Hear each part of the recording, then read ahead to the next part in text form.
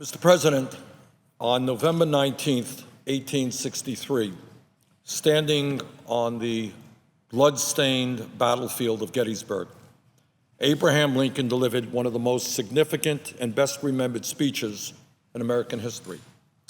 At the conclusion of the Gettysburg Address, Lincoln stated, and I quote, "that we here highly resolve that these dead shall not have died in vain, that this nation under God shall have a new birth of freedom, and the government of the people, by the people, for the people, shall not perish from the earth.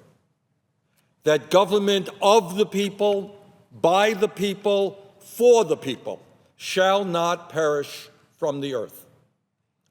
Mr. President, in the year 2015, with a political campaign finance system that is corrupt and that is increasingly controlled by billionaires and special interests, I fear very much that, in fact, government of the people, by the people, for the people is perishing in the United States of America.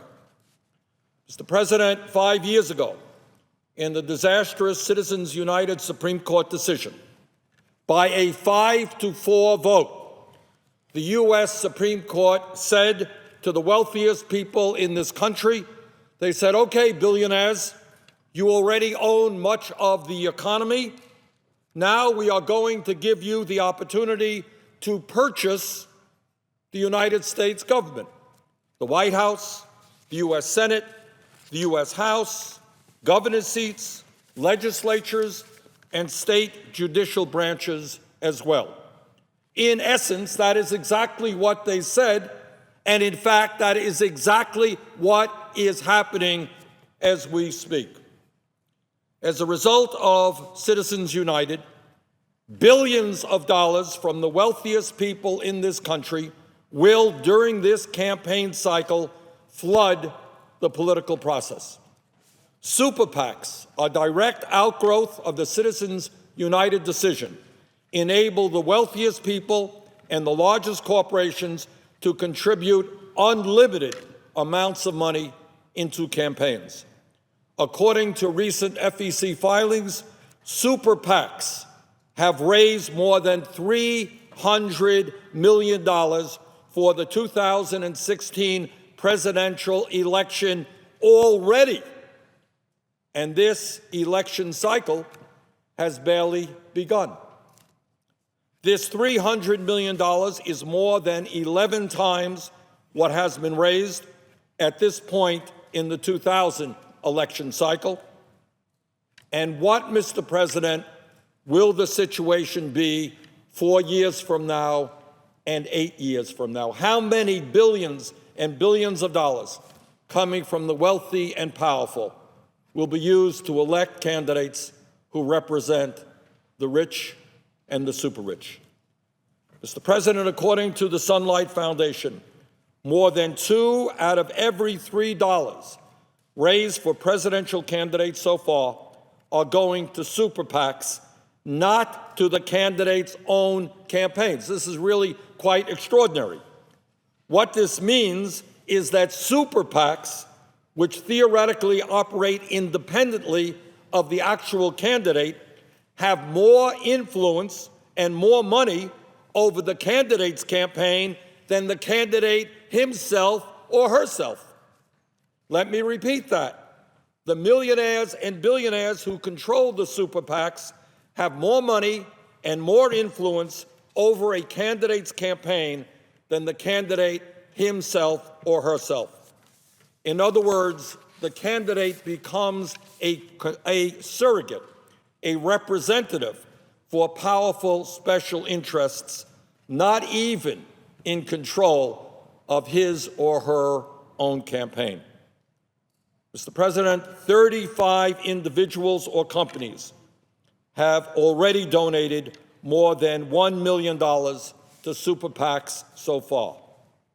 According to the Associated Press, almost 60 donors have accounted for nearly 1/3 of all of the money donated so far in the presidential race, including donations to the campaigns themselves. Donors giving at least $100,000 account for close to half of all funds raised. Donors giving at least $100,000 account for close to half of all funds raised. And let's be clear, Mr. President, this is all taking place at the early stages of the campaign. We have a long, long way to go.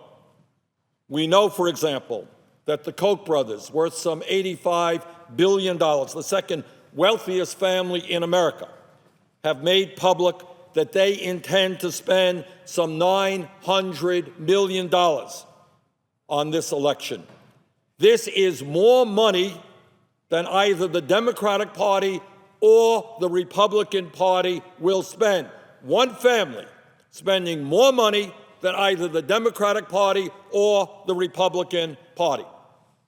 Now, how do we describe a process in which one multi-billion-dollar family spends more money on a campaign than either of the two major political parties?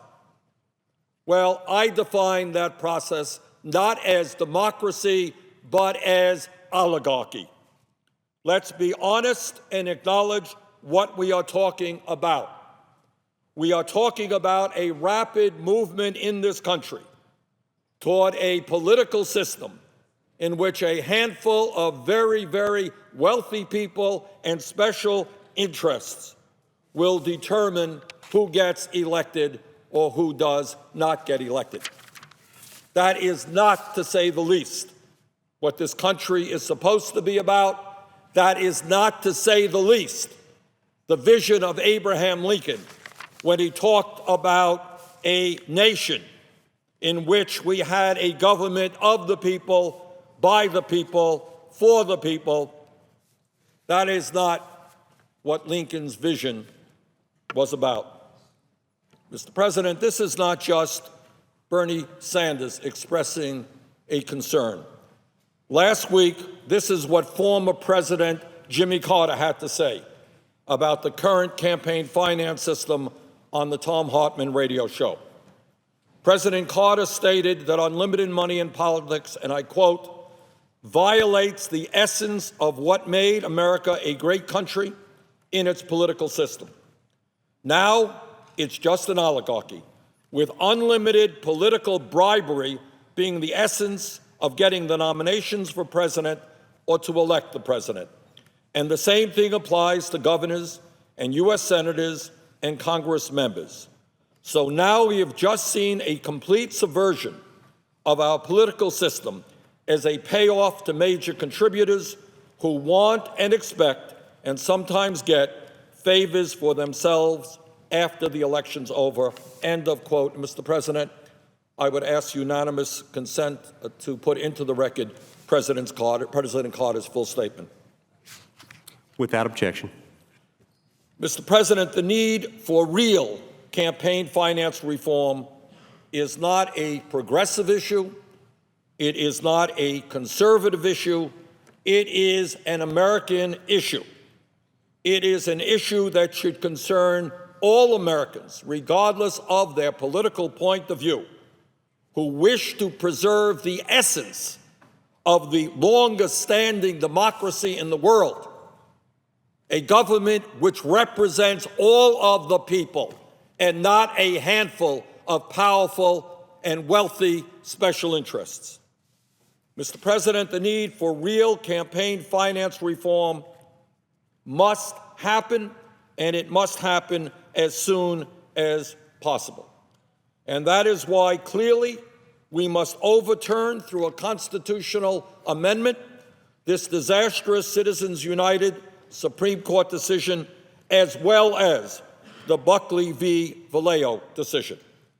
That is why we need to pass disclosure legislation, which will identify all those wealthy individuals who make large campaign contributions. But more importantly, it is why we need to move toward public funding of elections. Our vision for American democracy, our vision for the United States of America, should be a nation in which all people, regardless of their income, can participate in the political process, can run for office without begging for contributions from the wealthy and the powerful.